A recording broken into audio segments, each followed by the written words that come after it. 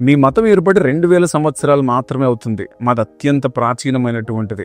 అలాంటిది మీరు మా దగ్గరకు వచ్చి యేసుక్రీస్తు మాత్రమే రక్షకుడు, ఆయన ద్వారా మాత్రమే మోక్షం ఉందని చెప్తారేంటి అంటూ క్రిస్టియన్ ఫెయిత్ అంటే ఏంటో తెలియకుండా కొందరు అమాయకంగా మాట్లాడుతున్నారు. చూడండి, క్రైస్తవ్యం పుట్టి 2000 సంవత్సరాలు మాత్రమే అవుతుందని ఏ ఆధారాన్ని బట్టి చెప్తున్నారు? క్రీస్తు పుట్టుకను బట్టి, రైట్? కానీ క్రైస్తవ విశ్వాసం అది కాదు. క్రైస్తవ విశ్వాసం ఏంటంటే యేసుక్రీస్తు ప్రభువు వారికి ఆది అంతమంటూ లేవు. ఆయన అనంతము నుండి అనంతము వరకు జీవించేవాడు, సమస్త మానవాళిని సృష్టించినవాడు. కాకపోతే మీరు అనుకునే 2000 సంవత్సరాల క్రితం ఏం జరిగిందంటే ఆయన శరీరధారిగా ఈ భూమి మీద అడుగుపెట్టాడు.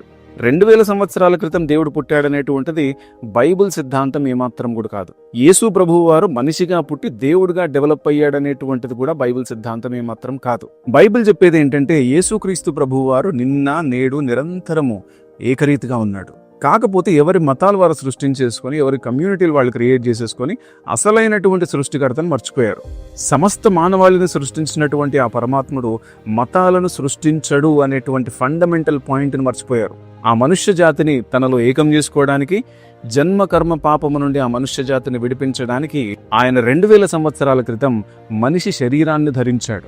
మొదటి శతాబ్దంలో జరిగింది ఒక మత స్థాపన కాదు, ఆయన ఔన్నత్యం యొక్క కంటిన్యూయేషన్ మాత్రమే. సో పాయింట్ ఏంటంటే క్రైస్తవ్యం అనేది మతం కాదు. ఒకవేళ మతం అని మీరు అనుకున్నా ఆ మతము పరమాత్ముడిలో మొదలైంది. సో టెక్నికలీ క్రిస్టియానిటీకి ఆరంభం అంటూ లేదు, అంతం అంటూ లేదు. ఎందుకంటే క్రీస్తును విశ్వసించిన వారు పరమాత్ముడితో ఏకమవుతారు. That is Christianity.